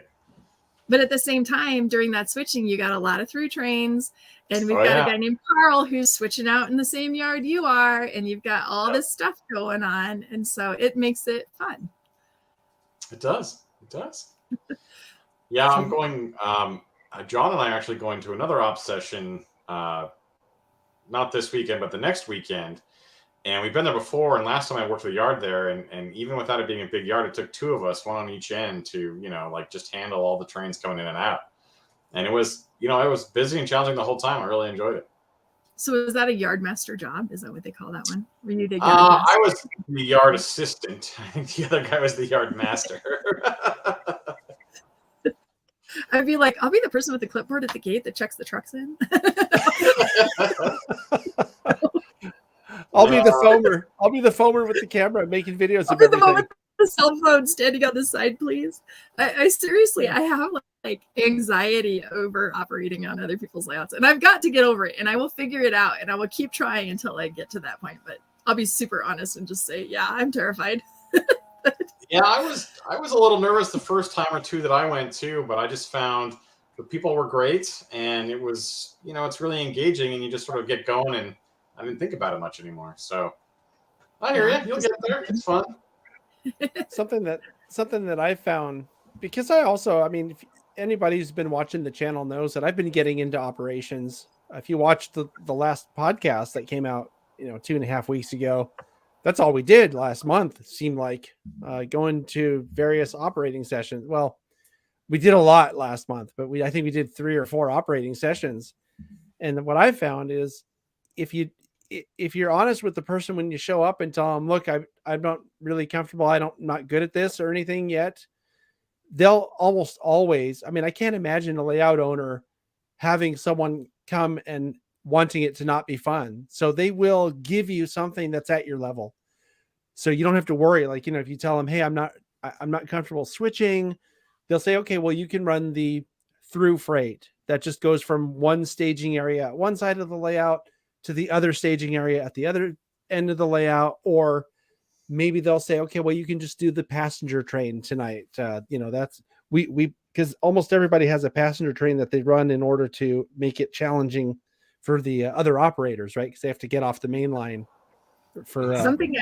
I learned something. Well, I guess a little revelation for me and my little brain, but you always think that like the engineer is the ultimate job, but on a switching layout, I'd rather be the engineer because the conductor does all the work. Yeah. Yes. Yeah. I think that's something like the general public doesn't understand. They're like, oh my God, I'd want to be the engineer. And I'm like, well, Yeah. that's actually the easy one. They just sit in the train and drive, you know? The conductor's got to get off and uncouple cars and throw switches and do everything else. And Exactly. you know, Michelle, The conductor. yeah, it's like that in the real jobs too. The conductor is the boss of the train. And Yeah. I don't think a lot of people that watch this channel know that, but I don't think a lot of other people know that, you know, because they just don't, you know, why would they know? The public Yeah. doesn't know it. Like, that's something I can translate to the public that I learned. So Yeah. those are the things I talk about on my tours. When you go on a tour with me at the museum, I explain those kind of things. Yeah. I'm with you though. I think that, well, depending on the job though, right? Because if it's on a layout that I'm not really familiar with, or maybe they're operating a dispatching scheme that I'm not really familiar with, I probably would rather be an engineer on a 2-person crew just so that I can get to understand what the protocols are. Do you know what I mean? Before trying to, what happened, John? Was there a UFO Did landing? the sun just go down on you? It's really windy, and I have a shade outside this window that's getting blown around, so it lets all the sun in. I need another shade on the inside I don't have up yet. Oh, I thought maybe a UFO. Yeah, You know, it no, looked like that that. was Looked like that outside light. your window. yeah, right. Either that, or it looked like someone was about to ask you some very important questions about where were you last night. Yeah. Right. Yeah, but what I was mentioning before the UFO showed up was, I think that if you communicate with the layout owner, almost always they'll find something for you to do.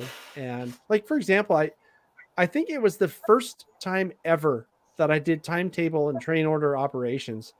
I was pretty, I don't want to say intimidated because that's kind of a strong word, but I was a little unsure, I'll put it that way, about what it was going to be, because I'd never done I mean, I get it. I mean, I understand what the concepts are, but I had never run timetable and train order before. And there was one point in the session where I was ready. I had taken a train to another part of the layout, and I had done all the switching I had to do, which was really fun, by the way.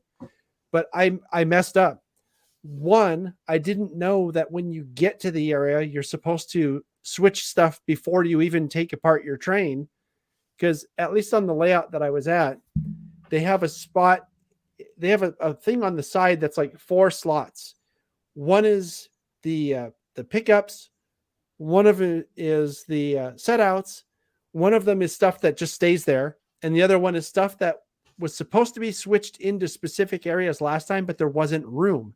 Yeah. So they put it in a thing called off spot.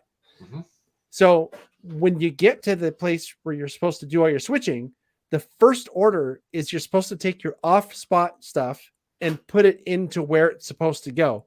And there's almost always space for it because you're going to pick up some of the stuff that's in the way to put it there. Does that make sense so far? Yeah. Well, I didn't know that you're supposed to put your off spot, so I didn't do it. I pulled into town and put everything that was in the train, you know, where it was supposed to go. And I picked up everything I was supposed to pick up. And then I was ready to leave. And I didn't know if it was safe to go, because on timetable and train order, you use something called the timetable to realize if there's space for you to go, because the timetable tells you what's coming and when it's supposed to be there. So I went over to my friend Seth, that we know from the channel here. And well, you know, John, from being at the op sessions with him. And I said to him, I don't understand what I'm supposed to do. I'm ready to leave, but I don't know if there's been if it's safe to go, because if another train is coming, it's not safe to go. And he said to me very casually, says, just check the register. Well, I'd never heard of a register. So I'm like, I won't tell you what I asked him. I said, what is a register, with an expletive in there somewhere? And he explained it to me. A register is a thing that tells you what's been through. Whenever a scheduled train goes through what's called a station, which is a point on the railroad, they mark it down. Hey, train 24 westbound came through at 9:47 a.m. That way, someone like me can go look at the register and go, oh, it's already been through. And then I can refer back to my timetable and see if anything else is scheduled to come through. And if it isn't, then it's safe to go. So Anyway, I learned that. And it just happened that the next week, or maybe I think it was the following week after that, and this is all on the podcast, we went to Jim Providenza's Santa Cruz Northern layout, and he runs timetable and train order. So I put that thing about registers in my back pocket, noted and logged, as Spock used to say. So when I was at Jim's, now I knew about the register. So I was ready to leave, and I went to someone and said, "Is there a register for this station?" Because I knew what it was now. So my point to this long-winded story is you pick up things. And once you start learning the little protocol tricks, of what things are, the questions to ask. Where is the register, instead of how do I know if I can go? Right. Mm-hmm. So, and I think that it's a matter of just being willing to try something that maybe you aren't comfortable with, and you'll find out that you have a lot of fun. Yeah. And definitely. I really want to applaud you, John, because the first time you went to SoundRail, wasn't that really the first sort of ops thing that was pretty heavy duty that you ever went to? It was the most intense thing. Yeah. I mean, I'd done a couple of small things here and there, but that was the first, ops sessions that were like 3-4 hours. Yeah. Right. Mm-hmm. So hats off to you. I mean, that's really going outside your comfort zone, as they call it.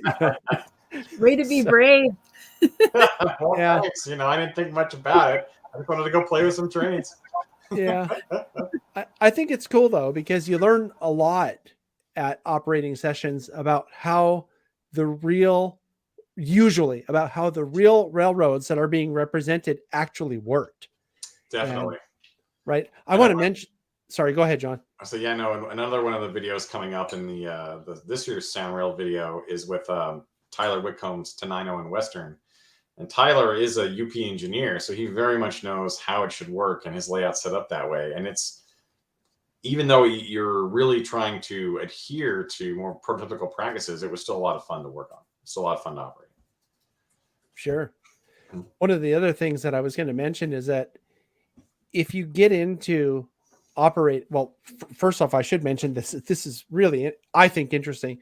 We just had Brian Moore, right, who models that Guadalupe area.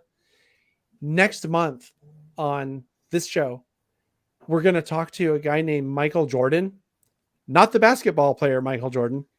This is a guy who's from, I think, Minnesota, and he also did a presentation, or actually 2 presentations for the SIG meet a couple months ago, and he models the same area. It's the Guadalupe sub, and his presentation for the SIG meet was all about refrigerator car forwarding. And he goes into some details that, Michelle, I know you're going to be gone next month because you're going to be traveling. I'm going to be in Hawaii, everybody, so I won't be here. Right. Sorry. This is right. I should figure a way to hide in your suitcase so that I can get back to Hawaii, because I love Hawaii. But what I was going to say is that Mike Jordan does operations down to a level that, to me, is just almost mind blowing. Like, wow, I didn't even know. And we'll talk about it. I've been talking to him, on the phone about what we'll talk about, and it's going to be a really interesting conversation that you'll probably want to watch, Michelle, when you come back. Or, I mean, if it's boring and you're on the beach, I mean, I don't know how it would be boring. The problem is having signal. There's no signal in most of those places. So I'll watch probably a good thing, really. Yeah, you want to get away. Everybody can find me. Yeah. Anyway, that's something I wanted to mention. Something else I want to mention is that this video that we just watched part of has 2. That was only a third of it, and there were 2 other parts from 2 other days. And for a guy just with a phone, John, you did an awesome job filming everything, and I think the explanations are great. Thanks, man. Yeah, I loved your video. That was perfect. Oh, That's what I want to do. And I do the video. I have all the video and the stills, and I never finish the rest of it. I know a guy that can edit stuff like that. Yeah, I wouldn't get it there either without help from somebody we know. Send it to John. The stuff I do, I edit on my phone on the fly. But yeah, I loved how you did that, because if I really had my druthers, I would go to every op session and I would just video it with my phone. And I would be the happiest person in the world. I really don't need to operate. I just want to be there in that space while they're doing all this and video it. Well, we're going down to Southern California in June, and I think John's going to do just that. No, actually, I signed up, man. We're going to be operating. All So right. we're going to both have our phones, though. I'm not taking a real camera. I'm going to take my phone. Yeah, it'd be too big for a lot of these rooms. Yeah, we'll do another episode of Wiley's Wanderings, but it'll have some supplemental footage from me as well, and I think it'll be fun. J&J's Adventures. Yeah, right. Well, really, the whole point to it, though, isn't. I mean, it's an excuse, right? It's the way I look at it. It's an excuse to hang out. A lot of people that we know that are friends up here are going to be there. We're going to get to hang out. And I mean, we're going together. I mean, even if we didn't operate anything, I'd still have fun. Yeah. So it's an excuse to hang out. It's all good. It is. It'll be great. I guess I just want to hang out. I like that part of it. And bug people and ask them what they're doing and what's your job and I like that part of it. So. Mm-hmm. I think for someone that wants to learn about it, there's nothing better than making a video about it. I mean, I learn a lot of stuff from making. Of course, I forget a lot of stuff after the video's done too, but that's a different issue that has to do with what's not in here. But Michelle, a lot of times you'll find, if you haven't done this, they want you to operate. They want the people that own the layouts built them to be operated. And they want as many people. Oh, did my... No. Oh. I was just going to say there was a comment, and I saw in the comments here, I just wanted to add something because I can't type. Oh. Ventana Spurs asking where the op session is in SoCal in June, and it's SoCal Ops. SoCalOps.com or .org. If you go to that website, you can find out about it. I don't know if they still have spaces left, but they might. I want to answer the same guy. I saw his, and I can't type either on here, but I'll be at the museum on Saturday, so see you then. Okay. Oh, I didn't even see that. Where he asked if I would be there and way earlier on, and I couldn't answer. So I'm I'll sorry. answer him now. Well, anyway, what I was saying is that the people that built the layouts, everyone that I've met that has built a layout for ops wants as many people to come enjoy the layout as possible. And Thanks, I mean, it's right. It's almost a universal thing. I've never seen someone that built a beautiful layout for ops that doesn't want people to come enjoy it. I was surprised when I, oh, go ahead. I was going to say, that's why if you show up, you should always expect to have a throttle placed into your hand. And it may be just the easiest job. Just do it. You'll find out that you have fun. Even if you're unsure of yourself, you'll find that you have fun mostly. Well, you'll have fun, Michelle. I always have fun. Always have fun. Make fun if we don't have fun. It was interesting to me, the last place I went and operated on, at a certain time on the clock on the layout, the power goes off and you're done. And I wasn't quite back to where my job needed to be. I didn't quite finish and get back to I was literally like 5 feet from where I needed to be. And the power went off. And I said, do I need to get my train put away? And he goes, nope, hang your papers up right there and we'll pick up there next time. Yep. Sounds familiar. Yeah. That's what happens at one of the places John and I have been operating out. The guy says, hey, power's off in 5 minutes. So just so you know, and then the train layout gets turned off. It's wherever you left off. They don't really play with it by themselves in between the time of ops because they like to have other people there operating. And so that helped me understand that too. Because I'm like, how are you not playing this all the time? But that's not what's fun for them. What's fun for them is op sessions with other people. So that's exactly right. Yeah. Mm-hmm. And a lot of the guys that build operating layouts for ops, they do like ops. They're really good at it, but they go and operate on their other layouts. So when you come to operate on their layout, they're running around and making sure everything's working right and making sure everybody's comfortable and happy with what they're doing. And that's their job as a layout owner. That's their job. And everyone that I've been to, which isn't a whole lot. I mean, I'm not going to sit here and pretend to be the world's expert on this, but everyone that I've been to are very, very good hosts, and they're really good at making. Yeah. We had a crew lounge full of cookies. I mean, it was that helps, doesn't it? Yeah, they're usually all snacks. Yeah, donuts and cookies. Hey, man, I don't even care about the operations. I'm just coming for the donuts. Going for the donuts. I was like, oh, I hope that call's not for me. Like in this crew lounge, you sit there till the phone rings, and then the dispatcher calls and asks for the crew they need. Mm-hmm. And so I was like, man, I hope that call's not for me. I'm eating this cookie. Yeah, that's great. So I do have another question, though, John, if you wouldn't mind mentioning which types of dispatching were they doing? Oh, here comes that UFO again. Which types of dispatching? Yeah. Were they doing timetable and train order, or what were you kind of ops were you running on the layouts? No, it was all pretty much Mother May I. You basically had like someone working as train master, kind of watching the overall flow of the railroad, and then you would do a little, hey, are you coming down here? You had to go around a corner. So it wasn't really dispatcher controlled or train orders on the layouts I was on. There were other layouts that did do that, I do know. Right. Very cool. So every single one of those layouts.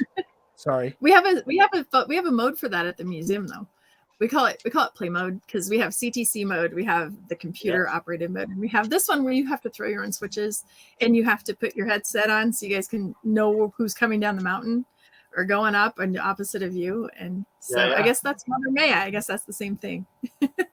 Well, yeah, but in your museum too, it's probably harder to yell from one end of the room to the other. So we use radios. You have to have a radio headset. You cannot hear. We lose people in there all the time. Yeah. Okay. Oh, cool. Donuts. I'm good with the donut comment. Thank you. Yeah. Who said that? Oh, that's John. Hey. I don't know if everybody knows that, but when I go out rail fanning, I'm the person who brings the donuts every time. That's my thing. I bring donuts when I go rail fanning. Hey, wait a minute. You do?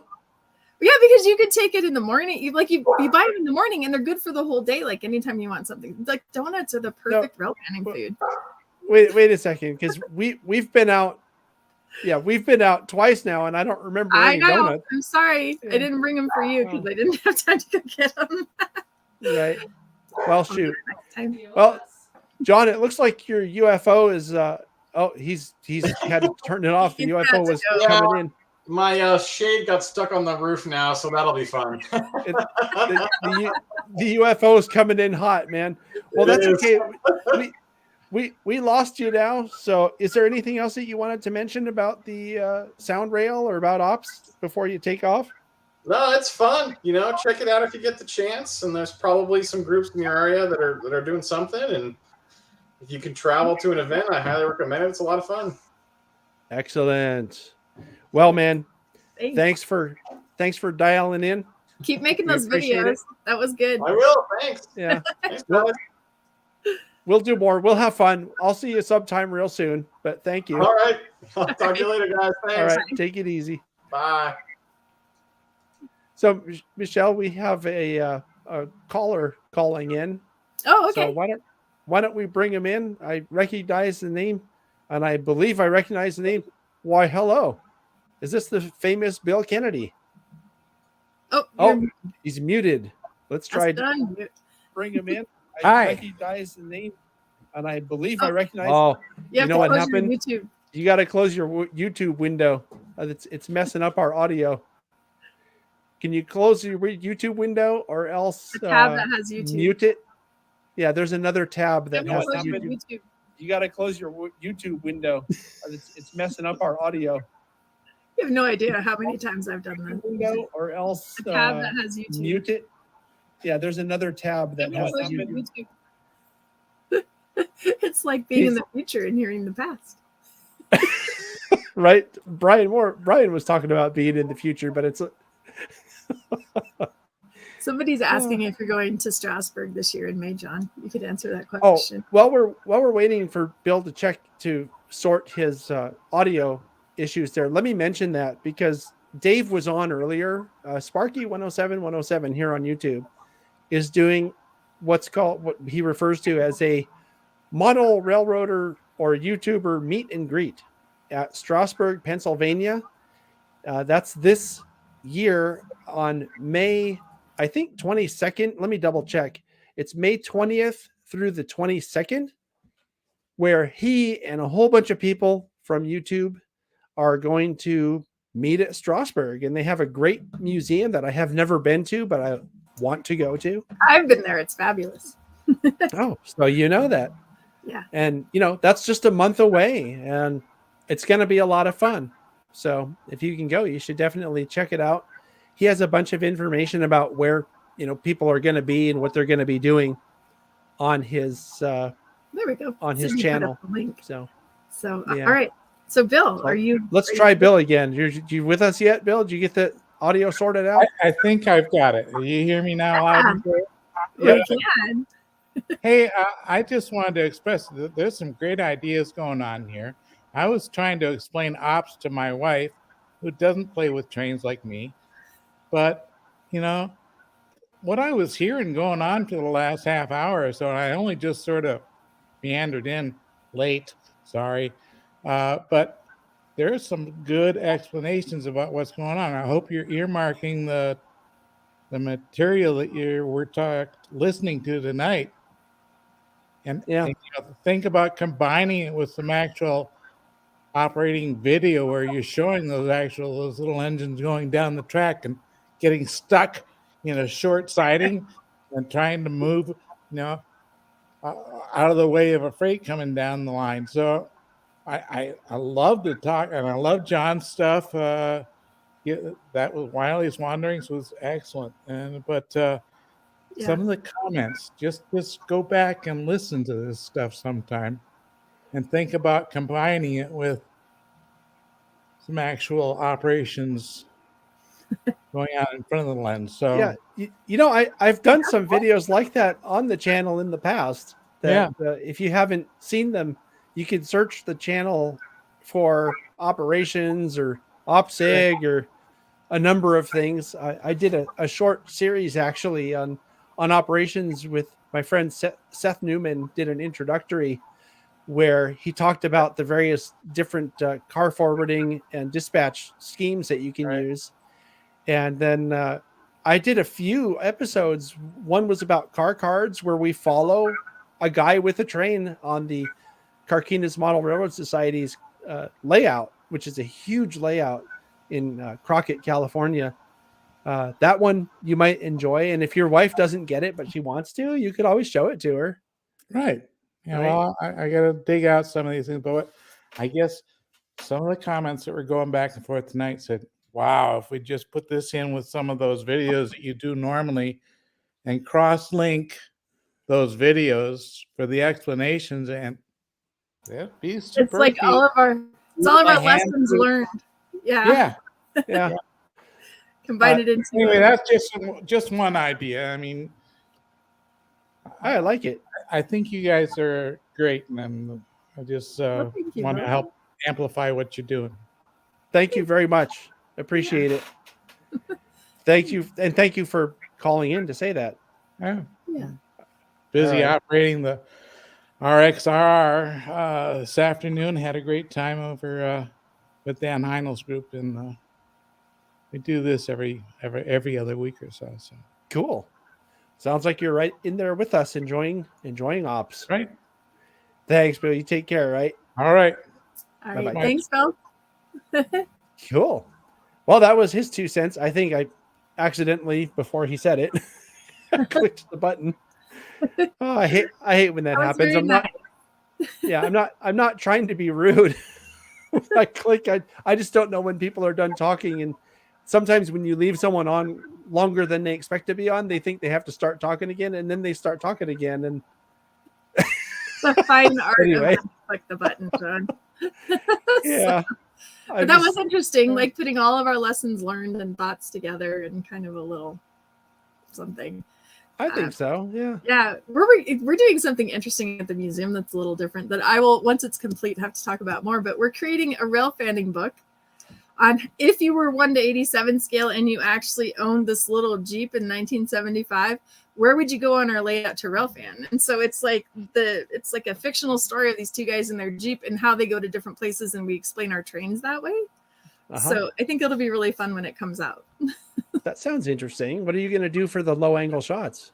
Bill Kepner has been doing all the photography, like and like really low to the ground as if they were from these guys. And a lot of them, they're like on a hillside, like you have to hike up a hill to get the good shot of our train. And I thought it was a really great idea when they approached me with it. I'm like, yeah, let's make a Railfan book for our layout. So, I think that's fun.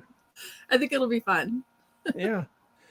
There was something else. I think I'm trying to remember now what it was. You wanted to talk about a show that's coming up, didn't you? Oh, I was just gonna say if we wanted to talk about upcoming shows in the near future here, next month, if you're anywhere near Cheyenne, Wyoming, on May 14th or 15th, they have a really nice train show up there, and there's so much rail stuff to do in Cheyenne. And if I don't think it's too late, but the Union Pacific Historic Society is meeting there. And so it's the 3 days before the 14th and 15th. And so you could go to their convention, and there's just so much going on this year in Cheyenne. Of course, I'm gone, but I just wanted to give them a shout out. So if you're in the area, definitely go check it out. It's called the Sherman Hills Model Train Show. Imagine that, Sherman Hills. Yeah, no, I think I've heard of that one. That happens every year, doesn't it? It does. It happens on the third weekend of May every year. So very cool. Yeah, it's a really fun one. So I just want to throw that out there because I've seen a lot of comments of people passing through, especially starting in May, people start traveling, and you never know. I was in Baltimore and learned of a train show the next day. I was shocked, and I'm like, oh, I got to go to the Tubodium show because someone told me it was there. I didn't know. So yeah. Oh, there we go. Cool. Let me put it in chat. The ShermanHillRails.org. So, and we like to support them. Yeah, this is the benefit of having a top secret producer that is on top of this stuff, because she is. I'm dealing with, trying to do the production stuff and make sure I'm not clicking the wrong button when people are going off the air. And muting me when my computer's loud. Yeah, and muting you. That whenever takes a someone whole else part of your brain. That takes up most of my brain. So I'm curious to go back though, and this is it, to go back and watch this though, because I don't remember if I told you, Michelle, beforehand, but I'm using a slightly different setup here today. Oh, I didn't know. Yeah, that's why I have a microphone like this. I don't usually use one like this. I usually have a little, lapel mic that I use. Yeah. And I usually use a camera that's sitting off screen here, but I have the unused mic. Yeah, you're using the microphone that's not connected. That's very good. Oh, I looked and it doesn't even, it's plugged in and it doesn't even show as an option. So I don't know what to do. But it's okay. So you have a new setup. You sound great. There's no echo. So that's fabulous. I'm the only problem tonight is my laptop. So yeah. Well, I do think though that if you can figure out a way to get that external microphone like this hooked up to your computer to where it's actually using it, that it'll fix this audio problem that we have with your computer's fan. That was my hope. That's why I bought this thing. Is that it would get it away from there. And I'm sorry. And I don't want to wear headphones because I'm trying to grow my bangs out, and the Farrah Fawcett hair does not work with headphones, just so you all know. Can't you just put it back and just like on over like it? You get these bang pieces and then they poke you in the eye and it doesn't work well. And so we have to just put it on put the headphones on like a hair thing. I used to wear those when I had long hair. Yes, I had long hair once upon a time. That's hilarious. I'll show you pictures sometimes. You think Alvin's hair is good? Oh, you should have seen my hair. That's awesome. Well, this is a great show. Thank you for bringing the guests. And I'm sorry, I'm totally dumping everything on John next month. I'm not doing any work. I'm off on vacation. So what's going to happen if I want to take a vacation? You can't, because you have to control the software. Oh, well, shoot. No vacations for you. Sorry. Yeah. Is it time to go? It is. It's 7. We did great. Look at us. We were on time tonight and everything. Unless we have another caller, we could do something really quick. We'll have to make it really, really quick though. Okay. Let's see what happens here. Hello, Ethan. Hi. Welcome. We have about a minute left. What did you want to ask? Oh, I was just saying that, Michelle, I like your big one in the background. Oh, thank you. Let me lean the right way. That's from the inauguration day. That's I sorry, the went there in test West run. Chicago, Port Transcontinental Railroad. Nice. Awesome. Right. I'm glad you like You it. see my face now? Yeah. All right. Oops. I want to also thank you for watching, because I see you introducing yourself on the text chat every time we have a show, it seems like. You're welcome. Yeah. Now everybody knows who you are. Yeah. I just finished my shower. That's why my hair is so clean.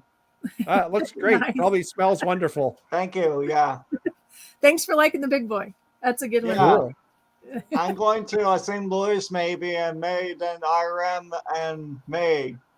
Nice. Cool. You'll love Because that. they have a shade locomotive they just got. Yeah. Have you seen one of those, The which one? John? The shade number 5. I've seen Shays, yes. Yeah, they're cool. Yeah. I don't know that I've ever one seen. working. I've never seen one working. I want to see one Really? working. you haven't? should go to IRM. They're so cool. Yeah. Yeah. Well, maybe you can go see one if you're ever out in this area, Michelle. There's a couple of actually really, really good places to see the Shays. It's on my list. I want to see a functional shade. Oh, good. 'Cause that should be fun. Yeah. And we can hang out there and take pictures and bring your brother. What's his name? My What's brother? your brother's name, Rochelle? My brother's name is Mike.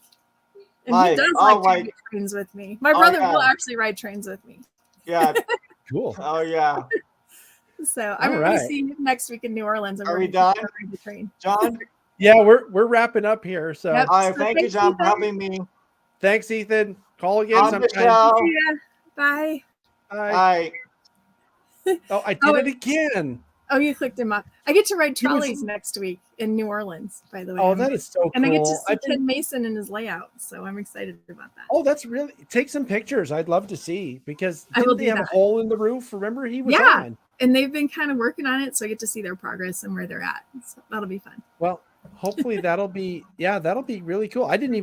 I'm not even sure I knew that you were going to New Orleans. It's That'll because be I a lot of booked it fun. like 4 days ago. So Oh, what made you book your trip We to have- New Orleans? there's an in-scale layout in a private home, and the donor is donating the layout and all of the items to the museum, and I have to go and get the paperwork ready and help him pack it. And Oh, wow. it's really nice, and fabulous layout. We're actually going to use it in our warehouse, and we're going to let families run on it. You know, I'm really excited for it. So I want to say that as often as it's not that many times, but I've spent a fair amount of time around your area over the past couple of years or a few years, and I still haven't seen the warehouse. I know you haven't seen that space, and we're about to make it usable and put our Garden Railroad staging yard inside, and then we're going to put this big in scale in there and let people operate on it. And it's also Yeah. Digitrax, so we can show something like different than NCE and let people touch this one and play with it. I think, except it's in okay. scale, so we'll be like re-railing it all the time, but it'll be fine. It'll be Well, I fun. mean, N scale doesn't necessarily derail as long as the track work is good. Right. And it's So- a really nice layout, so we're excited to get this donation. Yeah. So. That's cool. Well, we're still on time because it just went Yep, to Just turned to 6 here. 7. So why don't we wrap things up? I do want to mention quickly, this weekend we have the next episode of Model Railroading with Jack Burgess, and it's a really good one. It's one of 2 parts, and he's going to be talking about basically his I don't want to say model railroading career, but his trip through model railroading. Okay. And he goes all the way back to the beginning. So it's very interesting, and you'll hear things that maybe you didn't know. Like, So did it's you know his that story. It's his story. Yeah, That's it's kind of like cool. it's like a model railroading story, I guess. I like that. But he reveals things about himself and his approach. I think that a lot of people will find insightful or get some inspiration from. So I'm really looking forward to bringing that, as again, it's 2 parts. So the first part's longer, and then the second part will be in a couple of months, but it has all the bloopers on it. and there's some pretty funny stuff on the bloopers. Okay. And then a week from Saturday, it's going to be the trains on the Durango and Silverton. Oh, And nice. I want to mention it because I saved all my best, because, you know, we went out there on our big epic trip last year. Mhm. Most of the phone shots, or most of the shots I used on the Chasing Trains videos, are shots from my phones. It's not shots from the And not your what I high call the, quality, perfect shots. well, you know, they're still high quality, but the phone and the camcorders are not the same. The camcorders are a bit better. And I saved all the really good shots, as well as some shots from drone footage that my friend Trevor, who was on here earlier, took, and also Goofy Gary took some of the drone shots. So I'm looking forward to sharing that as well. So, Michelle, thank you very much Thank once you. again for a fun show. Thanks everybody watching. I appreciate all the comments and everything. It's great. Yeah. And I didn't get kicked off. That's why I couldn't really answer people on my phone, because we thought that might be why I get kicked off. I don't know. My internet worked tonight, so it was good. Yeah, well, it did go fuzzy here and there, but Did it? yeah, but you stayed on. You stayed on. Yeah, the I whole didn't time. get kicked out, so that's a first. That's a step in the right direction. We'll have to figure out if we can get that microphone working for next time, though, because it is hard to hear when other people are talking if you're not muted. Yeah, So, I'm sorry.